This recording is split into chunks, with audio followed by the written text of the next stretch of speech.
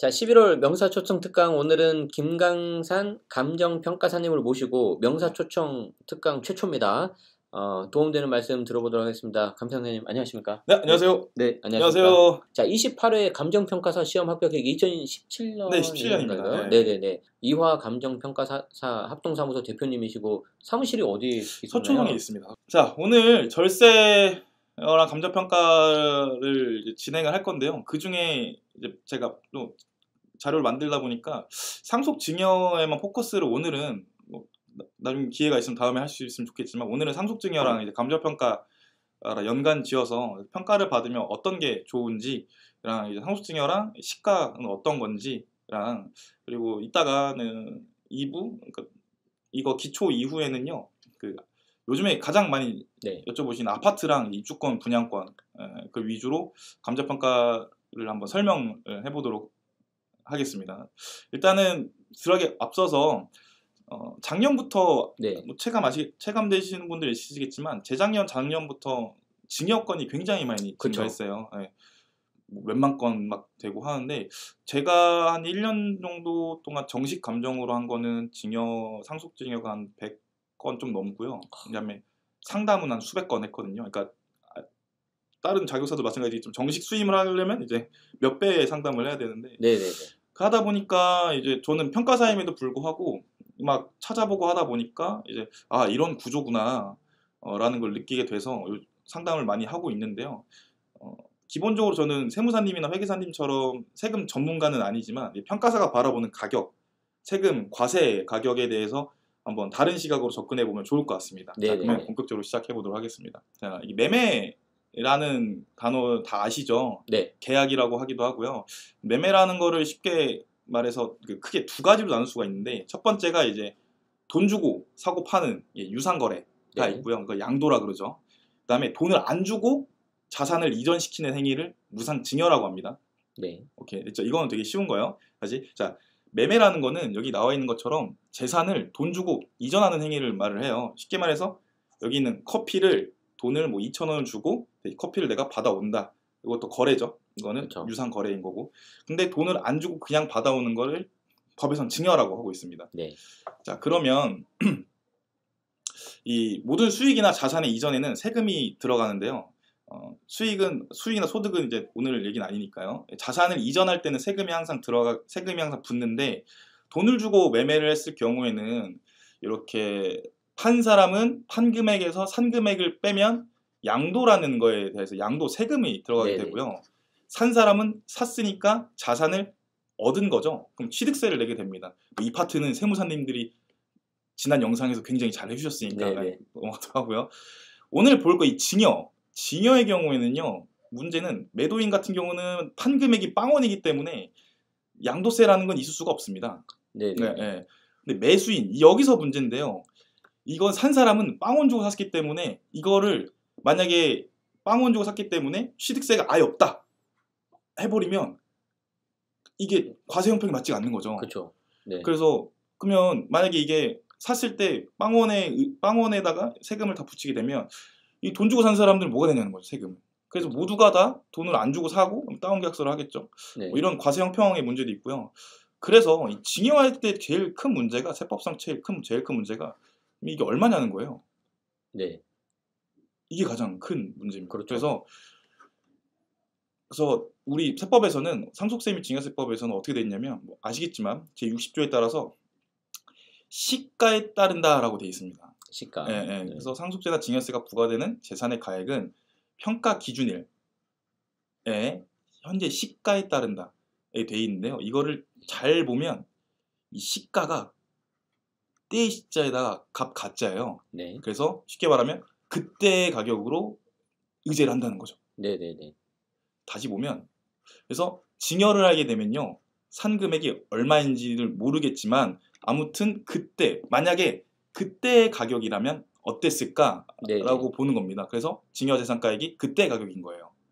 그러면 다시 보게 되면 그럼 그때의 가격이 과연 무엇이냐라고 보게 되면 그때의 가격이란 불특정 다수인 사이에 자유롭게 거래가 이루어진 경우에 통상적으로 성립된다고 인정되는 가액. 그러니까 이게 어려운데 여러분 법조문 해석할 때요. 오역을 하면 안 되지만 그렇다고 너무 어렵게 볼 필요도 없어요. 네. 불특정 다수인 사이에 자유롭게 거래가 이루어지는 경우가 어떤 경우일까요? 그냥 시장에서 팔면 얼마일까?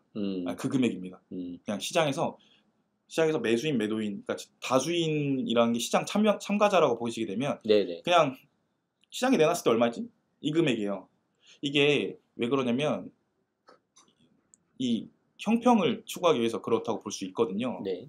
그래서 다시 보게 되면 자, 증여라는 거는 돈을 받지 않고 받았기 때문에 만약에 이때 팔거나 샀으면 얼마일까? 시장에서 사거나 팔았으면 얼마일까? 이걸 바로 증여 재산가액으로 보는 겁니다. 네.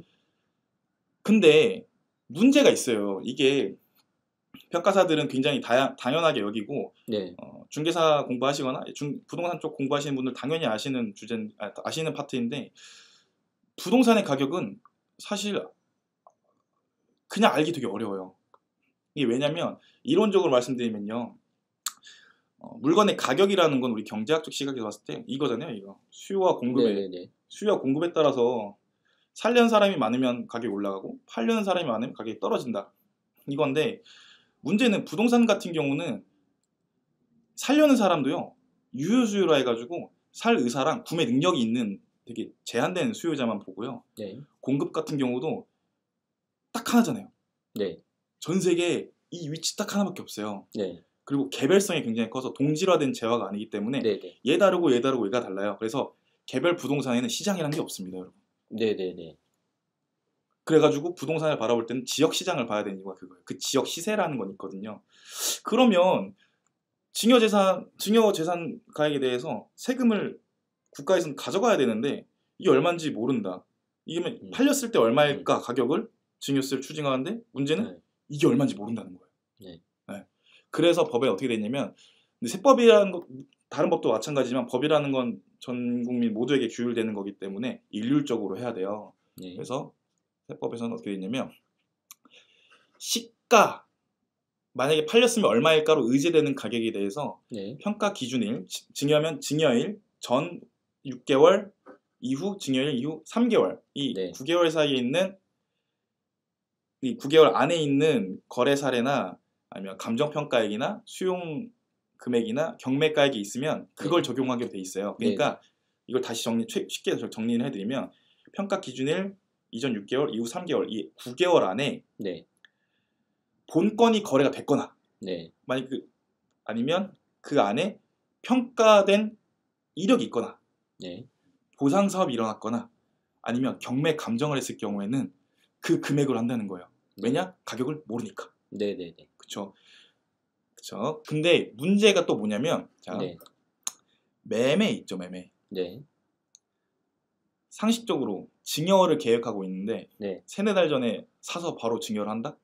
이건 세금 전문가가 아닌 제가 봐도 세금 기가 막히게 나올 거예요. 그래서 통상 이런 경우는 없습니다. 그리고 요즘에 많이 받으시긴 하는데 아직도 대다수의 분들은 평가를 안 받고 그냥 증여를 하는 경우도 많아요. 수용이요? 수용 거의 아파트 수용 거의 없습니다. 불가능하고요. 경매 정도 있는데 이것도 매매랑 비슷하게 경매 낙찰 받고 바로 준다? 이것도 사실 힘들어요. 그래서 그러면 만약에 여기서 또 문제가 뭐냐면 본건이 이 9개월 안에 증여의 경우에 매매된 게 없거나 평가된 게 없거나 수용 사업이 없거나 경매가 안 되면 어떻게 하냐는 거예요. 공매나 경매가. 그래서 이 법조문 잘 보면 있는 경우에는 이 5가지 경우가 있는 경우에는 그 금액으로 하게 돼 있는데 문제가 또 여기서 뭐냐면 없는 경우에 어떻게 할 것이냐. 없는 경우에는. 그래서 정리를 다시 처음부터 하자면 돈을 안 주고 갖고 온 재산을 얼마인지를 알아야 되는데 그게 최근에 9개월 안에 이런 게 있으면 그 금액으로 한다. 근데 없으면 어떡하냐. 여기서부터 이제 문제시 되는 거예요. 자, 볼게요. 자, 그럼 첫 번째, 매매가 어떤 걸 의미하느냐 하면 그냥 해당 재산에 대한 매매 사실이 있으면 그냥 그 거래가액으로 하겠다는 거고 이 가항에 보면 특수관계인과의 거래 등으로 그 거래가액이 객관적 부당하다고 인정되는 이거는 생략할게요. 부당행위. 그다음에 평가가 여기서부터 들어가게 되는데 자, 매매, 감정, 수용, 경공매 중에 매매는 했어요. 감정이 그러면 어떤 감정을 보는 거냐라고 보게 되면 자, 그냥 쉽게 말해서 감정평가를 받아오면 그 감정평가의 평균액 네. 그 증여재산가액을 추정하겠다 이거예요. 근데 이 밑에 있는 것들은 이따가 하게 되고요. 다만부터는 이따 볼게요. 그래서 감정 같은 경우는 그 평균액으로 진행하게 되고, 네. 그다음에 수용 경매에 있으면 보상가액이나 경매가액 또는 공매가액으로 하는데, 이것도 사실상 저는 본 적이 거의 없어요. 네. 그래서 통상 매매 사실이 있거나 감정 기록이 있으면 그걸로 하는데, 자, 문제는 아까 말한 이 평가 기준일 전후 6개월 아니면 증여는 후 3개월까지의 이 구간에 대해서는 가장 가까운 날을 적용을 하는데, 가장 가까운 날을 적용을 하는데, 다만 해당 재산의 매매 가액 등이 있는 경우에는 사항에 따른 가액을 적용하지 않는다. 이 사항에 따른 게 바로 유사매매 사례 가액인데요. 이따 좀 더 자세히 보도록 하고요.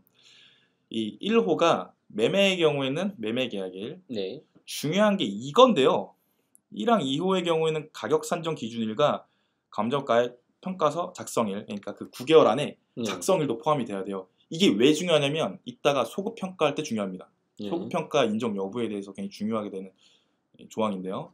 3호는 이제 보상가액, 경매가액 결정된 날 이렇게 해가지고, 자, 만약에 매매가 있으면 그 9개월 안에 매매 계약일이 들어가 있거나, 아니면 평가 기준일이나 평가 작성일이 들어가 있거나 보상가액 등이 있으면 그 금액으로 증여재산가액을 추정한다는 거죠. 근데 다시 말씀드리지만 이게 없는 경우에 어떻게 하냐? 이게 가장 핵심입니다. 그러면 없는 경우 어떻게 되냐면 이게 제일 중요해요. 없다면 이게 제일 중요합니다. 만약에 최근에 산 것도 아니고 평가도 받은 적이 없는데 근데 나는 증여를 해야 돼요. 종부세도 굉장히 좀 부담되고 다수익자가 막 국가에서 때려잡는다니까 이걸 해야 되는데, 그러면 어떻게 되냐? 그러면 가장 먼저 생각하시는 게 여러분 뭐냐면 공시가격으로 하나? 이렇게 들어가는데요. 공시가격은 최후의 수단입니다. 끝에 들어가는 거예요. 보충자 평가 방법이라 해가지고요. 끝에 유사매매 사례가액도 이따가 하겠지만 유사매매 사례가액도 없으면 끝에 들어가는 공시가격인데, 문제는 여러분 특히 서울 수도권, 특히 강남 쪽은요 공시가격으로 하게 되면요 거의 100% 세무서에서 연락 온다 보시면 됩니다. 너무 낮게 했다는 거죠? 그러니까요. 시가가 아니라는 거예요. 네네네. 자, 없다면 어떻게 할까? 그럼 어떻게 해요, 그러면 아파트 같은 경우는 법에 있어요. 뭐냐면 이 유사매매 사례가액이라 해가지고, 자, 기본 틀은 뭐냐면 이게 어렵게 생각하실 게 아니라, 자, 세무서도 모르고 국가도 모르고 나도 몰라요. 아파트의 가격을 나도 몰라요.